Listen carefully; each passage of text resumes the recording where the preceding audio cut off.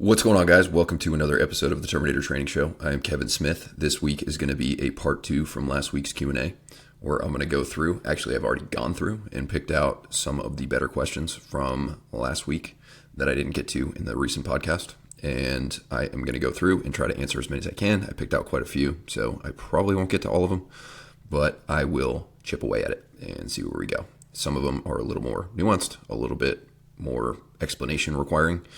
Other ones are a little quicker, so we will see. But before we hop in, the soft bundle sale is still going on. 25% off every product in there, whether you're interested in run programs, hybrid programs, selection prep programs, and the ability to recover from all that kind of stuff. Go ahead and check that out. The details are in the description, and the sale is automatic. There's no code. So 25% off that whole thing. That sale will end at the end of the day, Saturday, the 21st of March. So you should have a little bit of time after this show comes out to jump on that. But aside from that, one other thing, I don't know if you guys can hear it, but there is a True Green guy out in my yard right now doing our lawn care for the spring. So his truck is on, and I hear it. It's like a low-level buzz, and hopefully it just stays that way and doesn't get any worse. And also my male dog, who you guys have probably heard in other episodes before, likes to make sure that we know that the True Green guy that we hired to come here at this time is actually here. So you might hear him barking a few times, even though he's been here for like 30 minutes. Every time my dog sees him, he likes to bark. So that is just Rowan Smith in a nutshell. And hopefully it's not too much of a distraction, that or the noise of the truck. But either way, let's get into the questions for today. First question, why do my pull-ups feel heavier on some days? This is actually really, really common, and you're not like broken or anything like that. Why does it happen?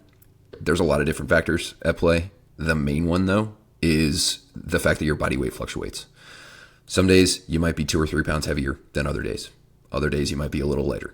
And that 2 or 3 pounds doesn't sound like much, but it absolutely can make maybe a rep or two of difference on certain days, especially when also combined with the fact that some days you're going to be a little more fatigued. Some days you're going to be a little less fatigued.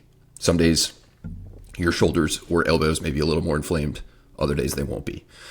Depending on what you've been doing for training leading in, depending on what your recovery looks like, your preparedness is always going to fluctuate. It's really like anything, but it's usually more noticeable in pull-ups because guys are so attached to like their rep count. But it could be a similar thing for some days your tempo runs feel awesome and you can just burn them down. You feel great. Other days your tempo runs feel like time trials. And if your tempo run feels like a time trial, you are going too fast anyway and you should slow down. But sometimes maybe the same pace you ran a proper tempo run at last week might feel like a time trial this week or close to it. So your preparedness is just always going to fluctuate. And with pull-ups, it's a little bit more apparent. So not something to stress about. Some days you're going to have good pull-up days. Other days you're not. And hopefully your better days are on test days. But even if they're not, as long as you're not like blade running with pull-ups or, this is assuming you're going to get tested on pull-ups. Assuming you're not right on the edge of like the maximum pull-ups or the minimum pull-up requirements, you should be totally fine. But yeah, just something to expect. Totally normal. You're not messed up. Next question, will the 2 and 5 mile get me ready for Run Advanced? Yep. I kind of created them in the reverse order because 2 and 5 is going to be a little more appropriate for most people looking for run programs to start out, at least because it's a lower volume, a little bit lower intensity, and a little more basic. And the Run Advanced I created afterwards for a follow-on to that, or if guys are coming to look for a program and they're already a little more advanced. Generally, my recommendation is you're at least familiar with speed work. You've been doing a little bit of speed work. You've been doing a little bit of threshold work, and you're running at least 20, ideally like 25 miles a week. That is a good kind of litmus test to determine whether you're ready for Run Advanced, or if you just finished 2 and 5 mile, you're good to go. So, yep, send it. And those programs are both in the soft bundle sale. Next question, what should I eat the night before a PT test? Honestly, the big thing to consider is nothing novel. Just eat the same foods or similar foods you usually eat. You don't need to like a carb load for a PT test. It is so low volume compared to like doing a half marathon or a marathon or a 12-mile ruck or something like that. In which case, I would recommend strongly that you carb load, but also eating the same things you normally eat. But in this case, just make sure you have a good solid balance of macronutrients, and it is foods that your gut is familiar with. The biggest mistake you can possibly make is reinvent the wheel and try to eat something different. And believe me, this happens all the time. Guys will be like, oh, I've got this big event and I've heard these things are really good performance foods. Oh, by the way, I never, ever, ever eat these foods, but tonight I'm going to eat them. And sometimes you're going to be totally fine, just depending on your gut health and what you eat and how your body reacts to it. But you're kind of just playing with fire a little bit. It may mess your gut up. And is it the end of the world if you have GI distress on a PT test? Not really, but I would much rather not have GI distress when I'm trying to run my fastest 2-mile time than have GI distress or being burpy or having heartburn or having the shits or something like that, just feeling bloated. So just keep it the same. Make sure it's relatively healthy. Ideally, you eat healthy foods on a regular basis, so that shouldn't be any different, but you don't feel like you have to like carb load or anything like that. You can go a little higher in carbs if you want, but it's nowhere near the amount of volume required for a full-on carb load. So just keep things the same. Next question, can I begin running at 300 pounds body weight or should I trim down first? This is a great question. You absolutely can begin running. There's no like restrictive body weight. Like if you're higher than this body weight, you should not run. That is not a thing. That being said, you want to make sure you have the right foundation in place. So what I would do first, if you're not already, is increase your walking step count. Get to where you're walking, I would say at least 8,000 steps a day, maybe 10,000 steps. That way you're just used to your body and your limbs and your lower body joints, your lower legs, your feet, etc. are used to the repetitive impact from movement. Also, at your weight, if you're not doing this already, that's going to be a pretty solid cardio stimulus for you. If you've been doing it for a while, different story.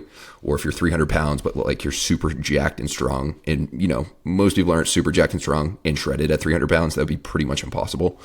But let's say you're like a lineman and a lot of that body weight is muscle. You're probably in decent shape, at least somewhat decent shape. You might not be in great long distance running shape, but you're at least probably used to being on your feet. If you're 300 pounds and it's mostly fat, different story, but still work your way up there by walking. Once you get a few weeks under your belt of walking, then you can consider, and your body's feeling good and walking is not just completely strenuous for you. Like it's not putting you in like zone 2 plus, like generally speaking, you want to stay like in zone 2 or at like an easy conversational pace for a while. Regardless, even if you were lighter, you'd still want to do that when you first start out. But assuming that goes well, you can start implementing a little bit of running. What I would do is start on a treadmill and put it on like a 3-4% incline or so when you first start out. That's going to reduce the impact a little bit. It's going to make it a little harder and you might not be able to run very fast. It might be like just faster than your current walking pace, but still it is a good way to do it and also not just destroy your joints. Once you do that for a few weeks, maybe a little longer, it's going to be different for everyone. It depends on how much you're doing it, how little you're doing it. I would lean towards, for you, going more frequent but shorter at first. So for example, let's say you're running for 60 minutes a week. I would much rather you do 4 15-minute runs than like one 45-minute run and one 15-minute run or one 60-minute run.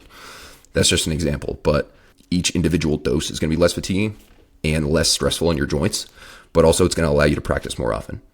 Running 4 times a week, even if it's shorter, you build more skill and therefore you increase your future potential to A, be better at running and B, be less injury prone than you would if you just run once a week, even if it's longer, even if you're getting more time in that aerobic zone. Eventually, you should definitely work up to where you're doing at least one longer run of the week. Maybe you can do like 5 minutes to each run to start out throughout the week, and then maybe a few weeks of that, then maybe you add 10 minutes only to your long runs. So maybe 6 to 8 weeks after you start, you're doing like 3 30-minute runs throughout the week, and then one 45 to 60-minute run, something similar to that.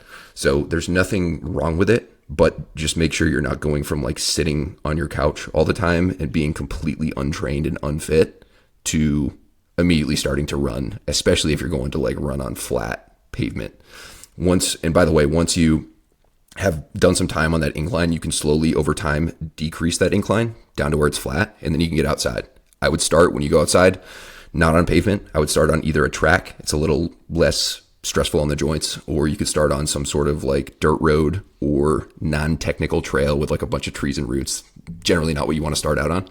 And over time, continue to eat in a calorie deficit, try to trim down a little bit. Don't do anything crazy extreme. Make sure you're not just on some crazy crash diet, because you're not going to feel good. You're not going to have a lot of energy, and you're going to increase your injury risk if you're barely eating any calories. Make sure your protein's high enough. And I would also do your best to get at least a couple of training sessions, some lifting sessions in per week. That way you're doing your best to maintain muscle. So best of luck. Next question, can you get lean and dense? Lean and dense, I like it. without tracking macros, but eating all whole real foods, or do you have to track? Fantastic question.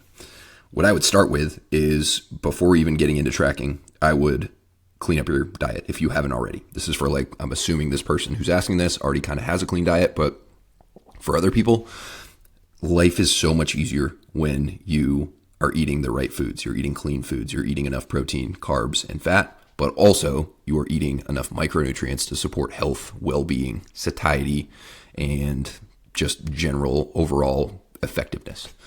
From there, honestly, if you don't really have a history, or if you do have a history of eating shitty food and you switch to all whole foods without even tracking, you're probably going to lose a good amount of fat.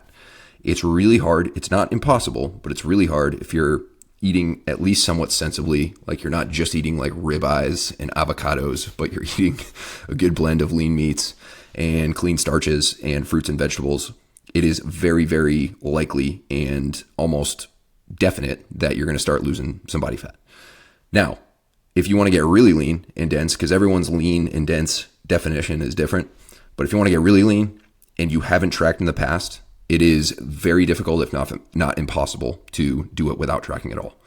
If you have a very extensive history of tracking in the past and you're really good at intuitively eating, you can look at a plate of food and guess approximately what the macros are and the calories are, at least like very, very close, within, say, 150 calories and 10 to 20 grams of carbs, 10 to 20 grams of protein, and like 3 to 8 grams of fat, then you should be able to do it, at least get pretty lean. Now, if you want to get completely like bodybuilding stage ready lean, you're going to have to track. That's just how it is. You know, you could really, really undereat and know for sure that you're eating way, way, way below your maintenance. But then you start running into health issues and well-being issues and energy issues. So you want to be in a reasonable deficit, which is really hard to do without tracking. So yes, you can definitely start getting leaner and go a pretty long way by just switching to eating mostly whole foods, or continuing to eat mostly whole foods if you have been for a while. If you have been for a while, you're probably already pretty lean. It's, again, just difficult to overeat foods when you're reasonably eating single ingredient foods.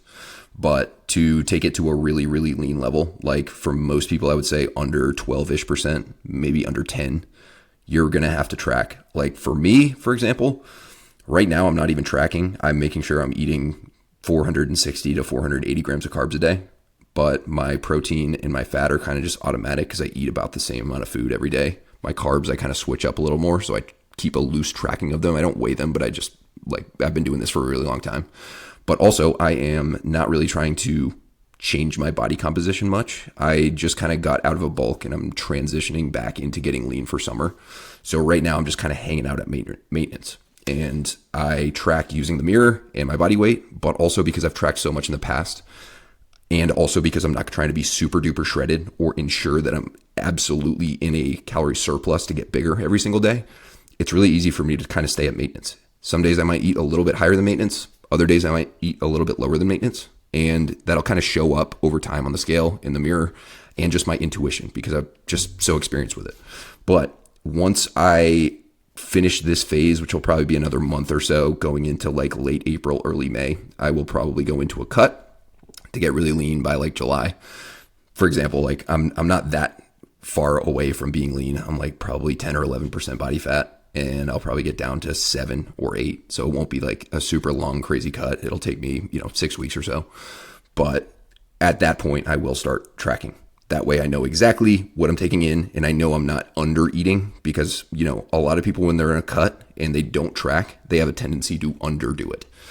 Some people have a tendency to overdo it, but that's pretty apparent. Like if you're not getting leaner and you're not making any weight loss progress on the scale, then it's pretty obvious that you're not in a calorie deficit. But you could be in a severe deficit and way under eating and just giving your body nowhere near enough nutrients, not enough of the right macros, but you're still going to be losing weight. So a lot of people have the tendency to think that like they're on the right track, but you don't want that, especially if you care about performance and like vigor and feeling good throughout the day and just maintaining your health. So great question. Love it. And kind of you can, but to a certain extent you can when you want to get really extreme. Next question. What is your running shoe rotation? Hell yeah. So I'm not taking running super seriously right now, but I've got a few different types of shoes.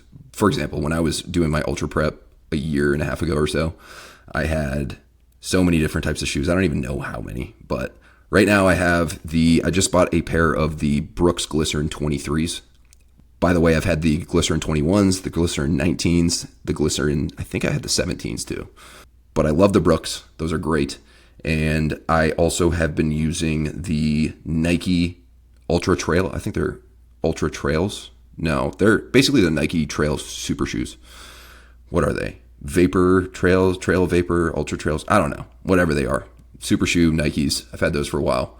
And for my speed work, I will use, or usually like my threshold work, which I don't do a ton. I do very, very infrequently these days because I just don't really care about running speed.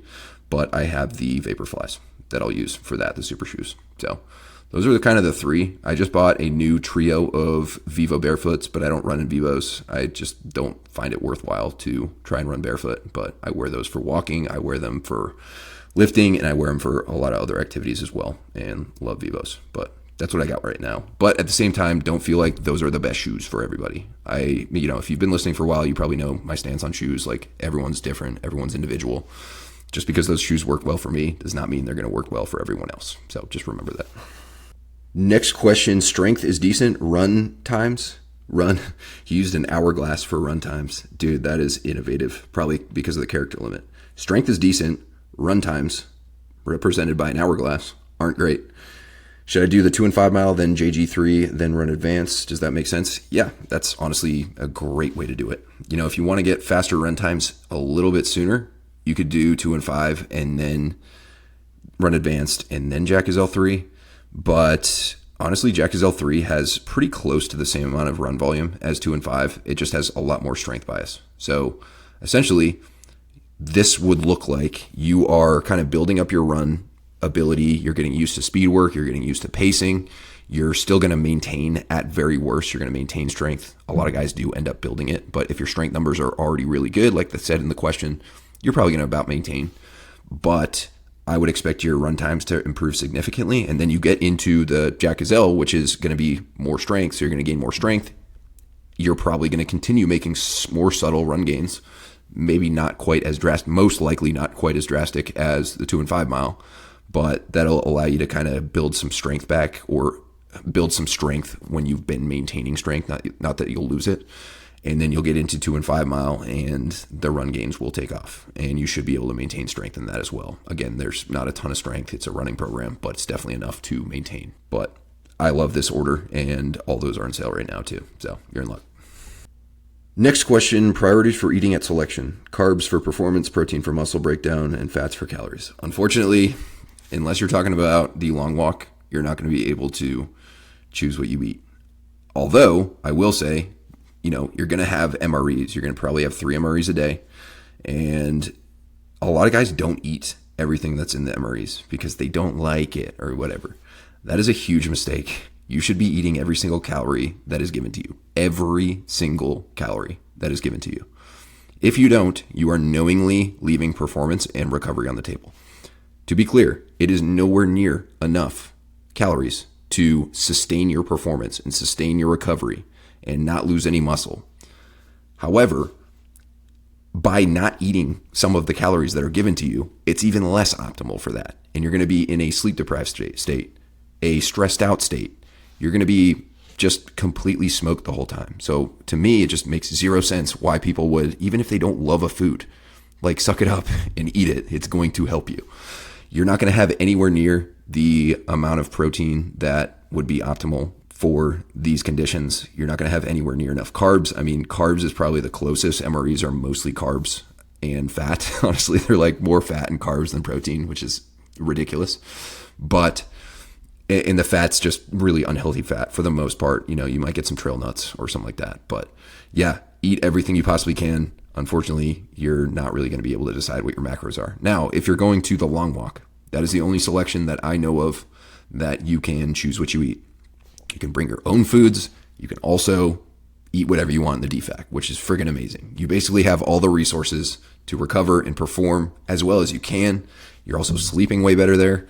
That doesn't make it an easier selection by any means, But that selection would be nearly impossible if all you got was MREs every single day and you couldn't bring any of your own stuff. Like it would run you into the ground. Like it would run anyone into the ground. It would probably be doable. But anyway, they give you the resources, or they allow you to bring the resources too. So even with that selection though, guys still undereat. Either they don't bring enough stuff, or they do bring stuff, but they just don't eat it, or they eat very light in the DFAC because they're like not hungry or whatever. Sometimes you're going to have to eat when you're not hungry. That is just the name of the game at selection, because you are fueling yourself. You're not eating for like enjoyment at that point. Yes, the food at that DFAC in Camp Dawson, West Virginia, is by far the best DFAC I've ever eaten at before. But still, you're not really eating for enjoyment. You're eating for, I need this to repair muscle. And most of all, I need these carbs to provide glycogen and reduce my stress levels and kind of help me chill out a little bit. Because one of the indirect but underappreciated and very, very real benefits of carbohydrates is helping you mitigate stress. It releases insulin. Insulin can kind of act as a cortisol modulator that keeps your cortisol a little bit more at bay. That is one other example of inter-workout training, or inter-workout fueling, is even if you don't necessarily need it, so you're going to like lift for 60 minutes, you're not going to burn enough glycogen or lose enough glycogen to really need inter-workout carbs. Unless, of course, if you're going and doing more training after, like conditioning after, you definitely want it for that reason. But even if you're not, you don't need it to necessarily replace your carbs super quick or glycogen super quick, but it can help reduce the stress of that session by kind of keeping cortisol levels a little lower. So that is one like very, very rarely discussed benefit of carbs. But either way, for most selections, you don't really have a choice. Just eat everything they give you. For certain selections that you can bring stuff and you can choose what you eat in the DFAC and eat as much as you want, make sure you bring the right stuff and eat in the DFAC as much as you want, or as much as you possibly can. That is my recommendation. Next question, advice for someone in colder states, Wisconsin, getting ready for SFRE. I'm assuming it's going to be in a hot state soon.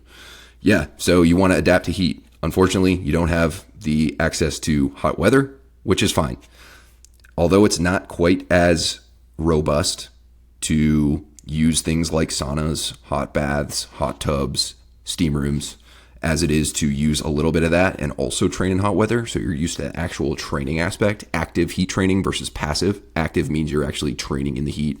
Passive means you're using heat from other sources like the things I just listed. Getting heat exposure and increasing your heat tolerance is as close to non-negotiable as anything I can think of. You could show up and be the fittest dude there. And if it's hot and you trained in Wisconsin the whole time and you never exposed yourself to any heat leading in, it's probably not going to matter. There's a genetic component. Some people can tolerate the heat a little better than others, but still, you're going to be performing way below your potential. And it's also going to be more dangerous as well because your body's just not used to managing that extra factor of added heat. So what I would do is go and listen to, I will try and post this in the description, but I made an entire episode about heat training. And it goes over how to use heat training if you do live in hot weather, and also how to use heat training if you don't. And in your case, it's going to be mostly sauna. What I would do is something like 4 days a week. I don't like giving a time recommendation because saunas are so different as far as temperature, dry saunas versus infrared saunas and so on and so forth. And also, maybe you don't have sauna access. You can also do it in a hot bath. You can also take a hot tub, really any hot exposure.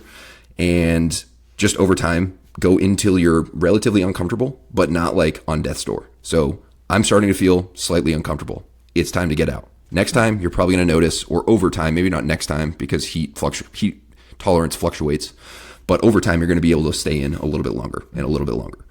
And if you're exposing yourself to heat a few days a week, 3 or 4 days a week, you are at least going to get most of the heat adaptations. Not quite all of them. You're not going to be used to training in the heat. And by the way, when you're sitting in a sauna, just sit in the sauna. Don't try and train in the sauna or do some crazy shit like that. Just sit there. But over time, you're going to develop that tolerance and your body's just going to become better at sweating. You're going to sweat out less sodium. You're also going to start sweating faster. You're also going to sweat more and sweating faster. All these are good adaptations, assuming you're rehydrating, because they help keep your body cool. And obviously when you lose less salt, that's a good thing too, because sodium is like one of the most important things for performance. And it's also the electrolyte that you lose most of when you're sweating, doing high intensity stuff. So that's what I would do. I would also listen to that episode. And this is going to apply to a lot of people in the upcoming months coming off the winter. Guys are always kind of upset with their run times at first because they're not used to the warmer temperatures, and guys think they're like getting less fit. You're not getting less fit. It's just the fact that the temperature is warming up. It's getting more humid and you're not used to it yet. You know, you're not going to hit massive PRs in the middle of July, most likely, unless you are just inexperienced and really unfit right now and you continue getting fitter, then yeah, you might hit PRs. But if you're usually like pretty damn fit, you're more likely to hit run PRs in the middle of March than you are in the middle of July. That's just kind of how it is. It's a factor that affects everyone, no matter how fit you are, no matter how good of a runner you are. Basically, every long distance running world record has been set in like 45-degree weather, give or take. Rarely are guys burning down like low 2 hour marathons when it's 85 degrees and super humid. So that's my recommendation. Good on you for thinking it. A lot of people aren't going to think it. And the guys who didn't think of it, they're going to show up and they're going to be kind of shocked and not performing as well as they possibly could because they are not able to tolerate that heat. Next question, can one train acceleration and top end sprint speed and endurance in the same program and progress? Yes, you can. I mean, this is like two opposite ends of the spectrum. But if you have a really solid program and you recover really well and you don't do a bunch of extra shit, that's what's going to hurt you the most, is doing extra stuff beyond what's needed. As long as you're doing basically the bare minimum endurance to continue making progress, and you're doing the bare minimum speed and power and acceleration training to continue making progress, you should be able to make progress in both of them. You're not going to maximize progress in either of them. It's just like any hybrid training. Like if you want to be as strong and as jacked as you possibly can, doing a bunch of running is not going to help you get there. However, you can still get better at running and you can still get more strong and more jacked. On the flip side, if you want to go set a marathon PR, doing a ton of heavy strength training all the time is not going to like help you get there. Some strength training can help running. Too much strength training is going to interfere with running. That doesn't mean you can't get better at running and stronger. It just means you're not going to maximize your gains. Same here. Two totally different energy systems, two different types of muscle fibers that you're kind of biasing, two very different training approaches. Like for speed and acceleration training, you want like fatigue is your enemy. You want to be as fresh as you can, like your CNS, you want it all ramped up, you want it primed, you want to be super well recovered going into speed. Training like that, you have to train it more often, but in smaller doses. Whereas endurance training, I mean, the main factor is time and duration and just getting more miles and also doing some speed work, of course, too. But for you, you're probably not going to be limited by your speed. If you're doing all this speed training, you're going to be limited mostly as far as your running gains, your longer distance running gains, you're going to be limited mostly by your aerobic system. So you want to really focus on keeping that intensity low, volume relatively high, but not so high that it's interfering with your other stuff, but high enough to continue making gains. And then same with the speed stuff. More frequent, smaller doses, very, very intentional, very, very intense. If you start getting slower in a workout, like probably almost definitely a good idea to just cut that workout. And just the general speed training, power training principles apply. Also, you want to make sure you're eating enough, sleeping enough, doing the right things outside the gym. That's going to be a factor always, but the more dialed in you are with that, the better gains you're going to get. And just remember that you're not going to be like a pro and super advanced at both. Which one will you get better at? Kind of the one you bias more, but also there's major, major genetic implications in this too. If you're just genetically very fast twitch, you're probably going to make more gains than that, unless you've already close to max those gains out. If you are more slow twitch, you're probably going to make more endurance gains. But at the same time, it doesn't matter. It's just cool to like chase these different things. Just make sure you manage your expectations going in. Next question, what was your easy pace or zone 2 pace when you were going through SFAS? I'm only laughing. This is not a bad question at all. I'm only laughing because honestly, I had never even experimented with zone 2. Honestly, I don't think I had heard of zone 2 or easy running or base building when I went through SFAS. And that is not to say that like that's a good thing or that I like maximized my performance because I didn't do any zone 2 training. I did some zone 2 training, but just kind of like by accident. It just kind of happened to happen throughout some of my training, but most of my training was way too intense. And I got away with it because, and I made a post about this recently, genetically, I am a lot more endurance prone, slow twitch, long lasting, but not very fast, not very quick, not very powerful. Way, way more. Like that is my genetics in a nutshell, are like endurance genetics. It's tough for me to get faster as far as sprinting. I don't jump very high, never have. It's hard for me to gain muscle. It's pretty hard for me to gain strength. And it's super easy for me to gain endurance. It happens really, really quick. Even like I just took 6 months off basically from running altogether, and I'm already back to running like 8:45 pace for zone 2 after like 6 weeks. So that stuff just kind of like hangs on for me. For a lot of people, it's muscle. For a lot of people, it's strength, power, whatever it may be. It's just genetics. That being said, I would say I was very, very fit because I did a lot of running when I grew up. I just like went out for runs with my dad, and we would just go run like 5 miles at a relatively hard pace. Definitely not zone 2. Probably closer to like a tempo pace. Not a time trial, but closer to like threshold. I would also do a ton of hills. I would do a ton of repeats. I would not pace my repeats properly. I would just kind of like go as hard as I could and just hang on. And it was not great training because I just didn't know any better. But because of that, I kind of had like a pseudo base because of my genetics, as well as the fact that I just did enough volume and I could recover fast enough, and so on and so forth. So if I had to guess, I would say my zone 2 back then was probably in the low 7s, maybe mid 7s. I would say probably low 7s. But also I was like the fastest dude in my selection. I won all the runs. I came in second in one of the rucks. I won the second ruck, the longer ruck. So I was on the top end as far as the gate week performances are concerned. So I am not saying that to like toot my own horn or anything or say that's required. I'm just saying like that is why my zone 2 pace was probably around there. It does not need to be around there. If you're slower than that, not a big deal. Honestly, it doesn't really matter. What matters most, and I've talked about this a lot, but I'll reiterate it, your zone 2 pace can be a proxy for fitness progress. Like if you're doing mostly easy running and your zone 2 pace is getting faster over time, it's not going to be every run, but just trending faster over weeks, months, etc. That's a pretty good indication that that something is going right. You are getting more aerobically fit. However, oftentimes it does not really coincide with your higher end paces, your 5 mile time trial paces, your 2 mile time trial paces, whatever your distance you're going for. Generally, I would think that you'd probably want to focus more on those. If you're going to SFAS, you definitely want to focus more on those than your zone 2 pace. Zone 2, think of it as systemic adaptations. You are trying to improve your aerobic base. You're trying to increase your mitochondria. You're trying to improve your stroke volume. You're trying to improve your health. You're basically trying to improve your foundation. It does not matter if you're running at 10-minute pace or 9:30 pace or 9-minute pace. It doesn't matter what your buddy's running versus what you're running. What matters is that you're going at the right intensity, the right output. The speed work and the threshold work, those are when pace matters. Those are more specific adaptations, not systemic. Yes, you're getting systemic adaptations from all of this, but those things your pace is a lot more relevant for. And again, most relevant is how fast can you run your 5 mile? How fast can you run your 2 mile? Not that you're going to run those exact distances at selection. You will run a 2 mile, but the other runs are unknown. They're probably not any more than like 10K for the long run and probably closer to 5K, maybe 4 miles for the short run. I don't know exactly, but those are the things that matter. Those are the things that you want to really focus on, and getting too attached to your zone 2 pace or your easy run pace is just completely missing the forest for the trees. Next question, how far out from CAG selection would you start doing your specific prep? It depends on the person and their background and what they've been doing leading into it. For me, I did like a 10-week CAG selection prep, specific CAG selection prep. Then again, just what I was just talking about, I always had like a really strong base. By then I was like 28, so I started doing longer actual easy runs and rucks and so on and so forth. So that was like 6 years after I went to selection, maybe 7, SFAS. So I knew a lot more back then.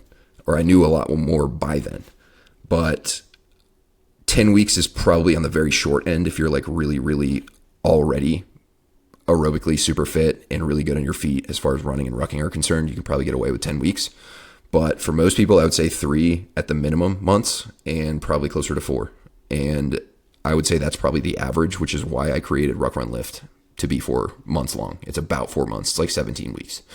So honestly, that would be probably your best bet, is to follow Ruck Run Lift going into it. if you're less than 3 months out, which you wouldn't be, because there is a class starting like, if not today, like very, very soon. So you're at least 6-ish months out because the next CAG selection class is not till September. So you got time.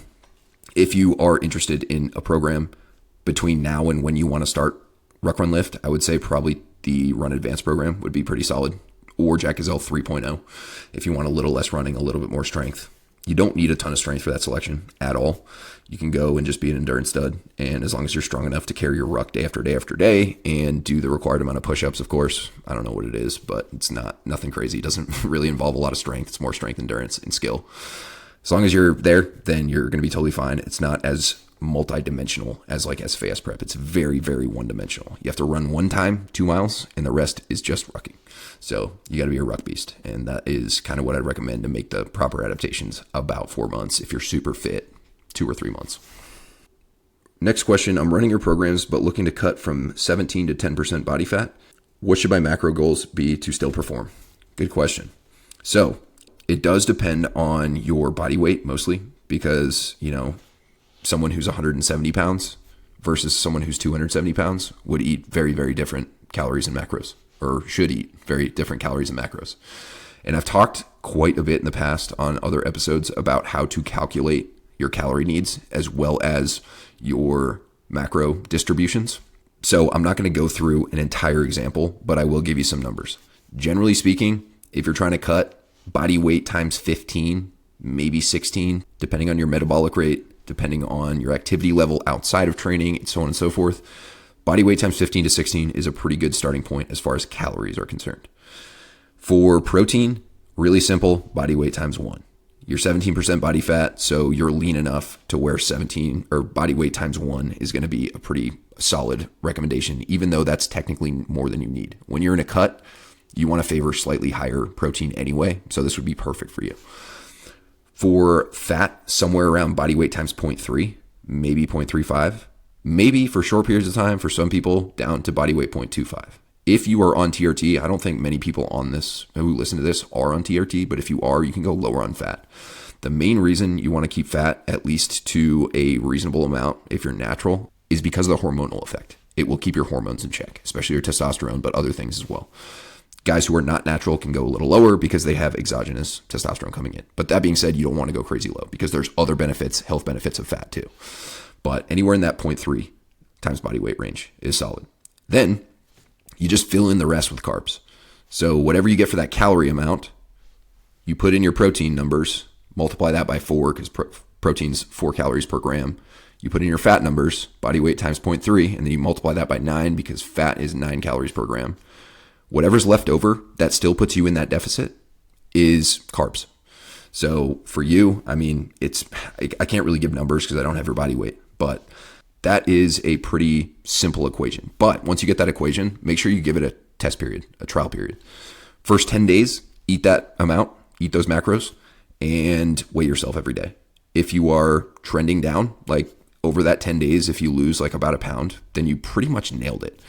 A little less than a pound's good too. A little tiny bit more than a pound, although I wouldn't push too much more than a pound per week, generally speaking, while you're trying to perform. Also fine. If you lose like 3 pounds, you went a little bit too aggressive on the cut. You just have a high metabolism, so the body weight equation didn't work for you. It sometimes doesn't. There's outliers. If you stay about the same, then you probably are eating at maintenance. If you increase your weight, then you're in a surplus. I highly doubt that you're going to increase your weight on those calories, but that should put you at a 300 to 500 calorie deficit or so. And that is a reasonable amount to sustain. What I would also do is calorie cycle and make sure you're eating more calories on your higher output training days. So any day that has like 2 training sessions or any day that has like a long run or a long ruck, I would definitely consider going higher on the calories. So maybe on those days you eat maintenance calories and you just add maybe 100 grams of carbs on those days, maybe 150. On the days that are really low intensity or like rest days, you make up for the calories that you ate by eating the same amount below your maintenance. And then maybe on the normal 1 session days or the days that are like a little bit lower intensity, lower volume, you can eat around maintenance. So that's the way I would do it. If you want more information on all of this, setting up your exact macros based on your body weight, based on your goals, based on your leanness, and how to distro your macros and how to cycle your calories, I would check out the Soft Prep Recovery and Nutrition Guide. Lays it out all in there, and it's usually $25, but right now it's 25% off, so less than $20. I just lost power. One of my lights went out. Hold on. Let's get a little more brightness in here. All right, we are back. That is extremely weird. I have a lamp over in the corner there. It's like one of those long, skinny lamps that basically has a little block where you press the button. I basically just use my foot to press the button to turn it on, but that's the only way to turn it on. And it turned off. I figured it died, but it just turned off, and I just turned it back on, and it's working fine. I also just adjusted my light, so the light's a little different. But anyway, maybe my office is haunted. That is the moral of the story. Anyway, let's continue. Next question, at what point would running high mileage weekly interfere with hypertrophy? There's so many factors that go into this. For most people, probably don't have to worry too much about it unless you're going like crazy high. This is really going to come down to ensuring that your overall training plan and also your calorie intake and your outside the gym habits are in check. So, and it's going to be different for everyone. For some people, like if you have a crazy high stress life, you might not be able to handle anywhere near as much running volume and still make gains.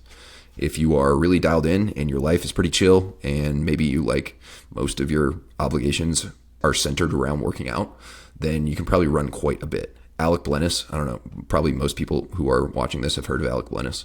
If not, definitely a great follow.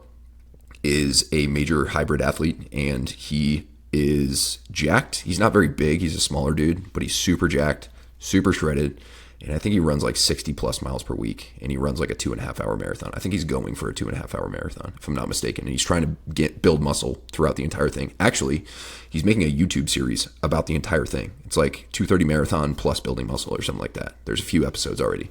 So I would check that out. But again, it's going to be really different. Just because that works for him, he's an absolute stud genetic freak and also works his ass off and also is really dialed in with his nutrition and also a fitness professional, so he knows exactly what he's doing.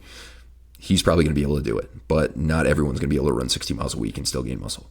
In fact, a lot of people wouldn't be able to, mostly not because they're running too much or not because they're not lifting enough, oftentimes because they're running and lifting more than what they're able to recover from. And that's going to be different depending on what you do outside of training. So if you're a mess outside of training, you can get away with a lot less. If you're dialed in outside of training, you can get away with a lot more. But also there's genetic components and lots of other factors that go into it. But what I would do is see for yourself. Run high mileage, make sure you build up to it properly. Don't just like start ridiculously high mileage that you're not ready for, that you haven't worked up to, and lift. And if you're gaining muscle and you are continuing to increase your mileage, then boom, your experiment is working.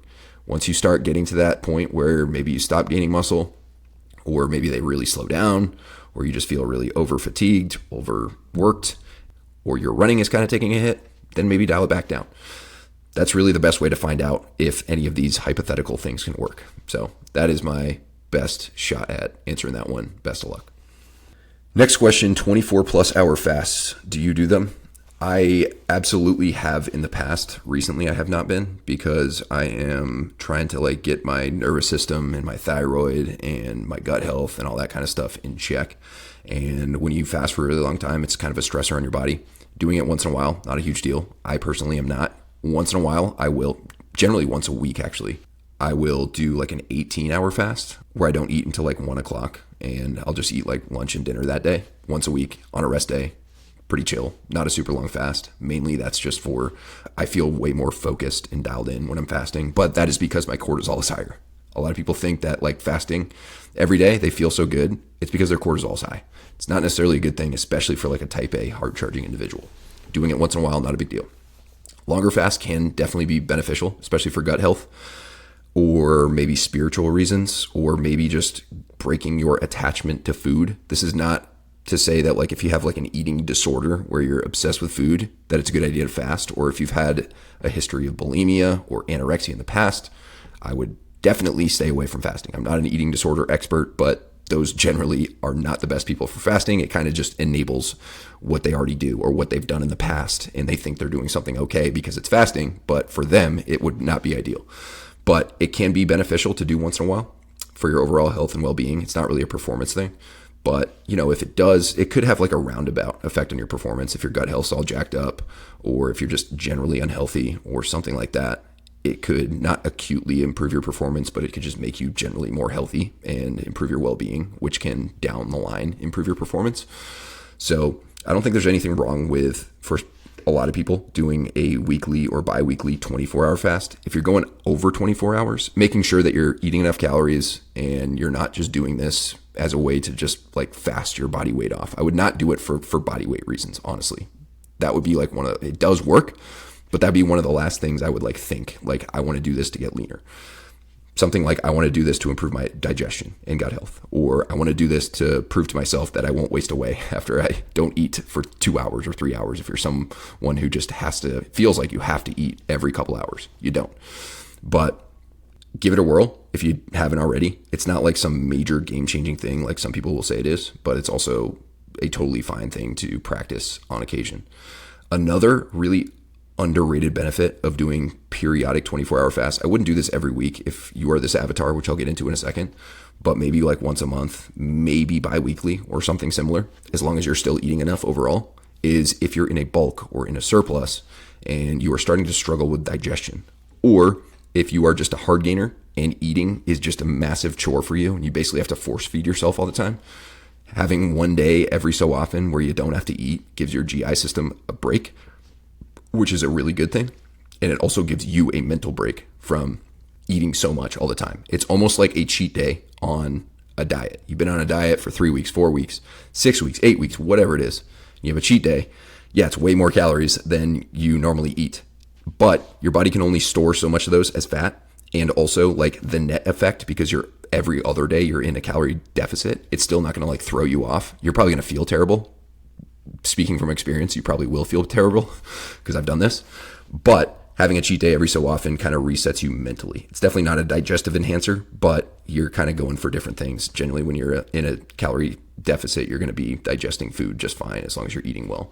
So similar to that, but just kind of the opposite direction. So send it if you want, but don't feel like it's some magic thing or some make or break thing. Next question, I'm 6'3", 230 and wanting to lean out and maintain or build strength. What are the most advantageous methods? So this is all going to come down to ensuring that you are giving your body a stimulus to grow muscle. So you're lifting weights and you're progressing and you are doing it in a reasonable way. You're not doing crazy amounts of volume and just all the basic principles of strength training that I've talked about like ad nauseum on the show, and making sure your deficit is not too extreme. For you, something like a 300 calorie deficit would be a good spot, maybe 350, maybe 4, and eating enough protein, eating enough carbohydrates so that you're performing well and you're able to get pumps. It's just, you don't have to eat high carbs if you don't really care about like endurance performance or overall performance, but still, usually it's going to just make for a better experience for you if you have at least a good solid amount of carbs, and you do it generally around your training would be a good time to kind of have most of those carbs, if not just throughout the day. But other than that, as long as you're going about it reasonably and not trying to do anything extreme, and again, like able to recover from your training and seeing weights go up, you might not gain strength on every single lift, but you absolutely can gain strength in a deficit for a long period of time, as long as you are reasonable with it and you have really good programming. And again, your diet is not such a crazy deficit that you're just depleted and smoked all the time. Eventually, if you do it for long enough, you're probably going to start losing a little bit of strength. Losing strength, however, does not always mean you're losing muscle.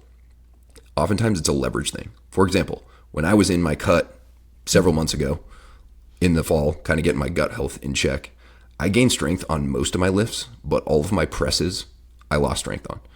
Pressing, for me at least, and for a lot of people, for whatever reason, they lose strength when they're in a cut. And it's not because necessarily they're losing chest muscle size or their muscle fibers are decreasing in their chest. Oftentimes it's a leverage thing. For me, pressing has always been my worst movement pattern as far as I'm just weaker in it. I've got long arms, skinny arms. I don't have really like a barrel chest. I'm just a skinnier guy overall. I can pull really well. I can squat pretty well, but pressing for whatever reason just doesn't go well for me. So that's the one that I lose. For a lot of people, that'll be similar, but I would expect if you do things right, you can definitely gain muscle. It's going to be really slow and gradual and minor. if you're natural especially, but you can recomp. It's just not usually the best way to do it. But if you're eating just in that small deficit, expect to at least maintain your strength and muscle for a while. But also, if you're doing things right, you can actually build it. So that's what I would do. Next question, if hitting legs and running on the same day, would threshold, zone 2, or repeats be optimal? Yes. What you do on a single day doesn't really matter that much. There's no way to say it's optimal, not optimal, perfect, imperfect.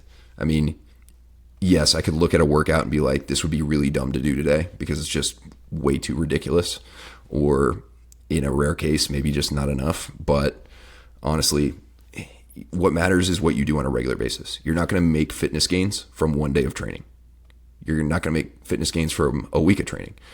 It's what you do week after week after week, your entire program, your entire training block, your entire training career. That's where the gains are going to come from. So generally speaking, though, I would prefer, if I'm hitting legs and running on the same day, to do either a really easy, super chill zone 2 run, so like 20 to 30 minutes, really, really simple run, or something more intense. So something like 200 meter repeats or 400 meter repeats. In a lot of my programs, you'll see either days that have legs plus repeats, or they'll have full body days that include legs plus repeats. The main reason being, if you are doing, say, a hybrid program and multiple days of a week you are running and lifting, a great strategy is to consolidate stressors. So hitting lower body and doing higher intensity running, not the same thing, but a similar stressor on your body, a high stress day. Basically, instead of doing those on different days where you're doing, like, say, a high intensity lift, then maybe a low intensity day, then a high intensity run, basically you're getting high intensity, low intensity, high intensity, low intensity. Doing a bunch of high intensity stuff in like the first couple days of the week when you're fresh coming off the weekend, and then doing more moderate to low intensity stuff throughout the rest of the week is a great way to get that intensity in when you're fresh and your nervous system's primed and you're well fueled, you're well rested, and you have the preparedness for it. And then while you're doing the moderate intensity and the lower intensity stuff later in the week, you're just recovering from that higher intensity stuff. Certain energy systems are recovering. Your mental state is recovering. Your nervous system's recovering. Not that low intensity and moderate intensity training don't affect these, like they're not stressors. They absolutely are. They're just different stressors, and they're lower stressors. So you can recover, especially after a while, you get like used to doing this stuff. You can recover while you're training those things. That being said, that's not the only way to do it. You absolutely can spread out your high intensity runs and your high intensity lifts. You absolutely can. I usually like to have one day on a hybrid split. This is just a very basic example. It is not like the only way to do it, but I like to have one day where you're pairing lifting plus running, like higher intensity running, and then one day where you're hitting a run more fresh later in the week or something like that. Maybe Monday you do leg day plus 200 meter repeats, and then maybe on Wednesday you hit an upper body day, and then maybe on Thursday you do some threshold work when you're more fresh because you haven't done high intensity running or lifting in a few days. So again, one day of training, can't really say whether it's optimal or suboptimal, but in general, that's the way I would do it. Just ensure that it makes sense in the context of your entire training plan, and don't think that like this one day, what you do on one day is make or break. Next question, is there any time in the 18 X-ray pipeline after OSIT and airborne to prepare, or do you go straight to selection? Yeah, there's plenty of time. It depends on where you're going, like what time of the year you're going mostly, but you'll probably have at minimum from the day you finish OSIT to the day you go to SOPSI. SOPSI, by the way, if you're an 18X, you're going to go to SOPSI, so you're definitely not going to go straight to selection. But from the day you finish OSIT to SOPSI day one, you're probably going to have at minimum 8 weeks. It's probably going to be a lot more than that. That's based on guys. A lot of my guys right now are kind of in that period, or they're going to SOPSI, or they have recently, and I've coached them through that. And most of the time they have quite a while. If you go at a certain time though, like if you finish airborne in the late spring, you're probably not going to get into the April SOPSI class and therefore the May selection class. So you're going to have the entire summer. You probably won't go to SOPSI until like August, and then selection in September. So then you'll have even more time. But no matter what, you're going to have a good amount of time. The problem is a lot of guys will not take advantage of it. Or They'll rely on the pre-SOPSI training that is required mandatory PT. They won't do anything extra on their own. And that is a mistake because although, yes, they do train you and you have forced PT and it's not the best programming, it's quite a high intensity, but it's just not very well thought out or well implemented. It's still not enough. You're still going to go to SOPSI with some weak links. So you're going to want to train on your own. But you'll have plenty of time to do it at airborne school. And SOPSI is also a good way to kind of ramp you up for selection. You're not going to make a ton of fitness gains at SOPSI. And from what I have heard recently, it's not ideal as far as like what to do pre-selection. Like I had a client that just got selected, and before that he went to SOPSI, and he said they didn't do any carries at all at SOPSI. So basically the month leading into selection, no carries, which is a mistake. But I have all my guys that are in this boat do a ton of carries before they get to SOPSI. And even though they're going to lose a little bit, it's not the end of the world. But if you are in that case, make sure you do plenty of carries leading into SOPSI. I don't think you're going to do a lot of carries in SOPSI prep, in like pre-SOPSI where they have you do mandatory stuff. That's going to be mostly like running, rucking, and calisthenics and weird like smokers. But ensure you do that. It's not ideal, but at the same time, x-rays are historically the most, x-rays who make it to selection historically perform the best at selection compared to guys coming from the regular Army, compared to guys coming from National Guard, and so on and so forth. So common thing to stress, but I wouldn't stress it too much. As long as you get yourself back to training on your own, once you finish OSIT, when you're going through airborne school, at least get some training under your belt. Airborne school is not like the perfect environment to train really, really hard, but at least doing something, at least taking your weekends and getting some long runs and long rucks in, at least getting a lift or two per week and getting some runs and speed work throughout the week is definitely going to serve you really well. Next question. What is the highest hand release push-ups you've seen in 2 minutes? Grading has to be a big part as well. Yeah, grading is a big part, but at the same time, like if you're a stud push-up guy, like it doesn't really matter all that much. The most I've seen in 2 minutes, I don't know. I got out pretty quickly after the AFT started, or the ACFT at the time. Now it's the AFT. First time I did it, I got like 61 because I went way too fast at the beginning and burnt myself out. If you think about it, hand release push-ups are not like regular push-ups. You can't use any momentum because you're resetting every single time. The only time you have to rest is when your chest is on the floor. So the best way to do it is to go nice and slow and steady. Get about a rep every second, 1.5 seconds. And you're going to have plenty of time to get 60. And also you're getting that slightly longer rest. Whereas if you're on the floor for like half a second per rep, you're only getting half a second per rest. So you just build up a lot more acidity and fatigue. So that is one pro tip on hand release push-ups. I did have a client recently who did his pre-selection like selection PT test. I don't even know what they call it. Like just to allow him to go, you have to do a selection. If you're in the regular Army, you have to do a hand release push-ups, pull-ups, and 2 mile, I think it is, and plank within a month of when you go to selection. And he did, in a minute 15, he did like 64 hand release push-ups. And they told him just stop, get up. So he probably could have done 80, maybe 85. He said he could have just kept going, but they just told him to stop at 115. So he is a freak though, and not everyone's a freak. I would say a really, really good 2 minute hand release push-up would be like 70. 70 reps would be damn solid. But if you're anything over 60, you're good. There's no extended scale. Like if you get 63 or 67, you're not getting extra credit or anything like that. As long as you're getting 60, you're maxing it. So wouldn't worry too much about it, but just make sure you can pound them out. Next question, not really a question, but a good one to end on. I am preparing for basic training soon, but the current state of our government is demoralizing me. Cool, man. No one really cares. If you want to do it, go do it. If you don't want to do it, don't go do it. The state of the government has such a minuscule effect on your time at basic training and even your time operationally. Never once, and I was in for most of Biden's presidency. I was in when Obama was president. And honestly, like never once was I like, oh man, whoever's in charge right now is really negatively affecting my life or my mindset or our effectiveness as an ODA. Or before that, it wasn't affecting my ability to pass the Q course or anything like that. It just doesn't really bleed down that much. Yes, it can, depending on what kicks off in the world right now. There are some things kicking off in the world right now. It might affect your life. But at the same time, either go do it or don't go do it and leave it at that. Like, no one really cares what you feel about it, to be honest with you. If you want to go challenge yourself and do something bigger than yourself and play a small role in keeping our country safe, then go do it. If not, then just don't go do it.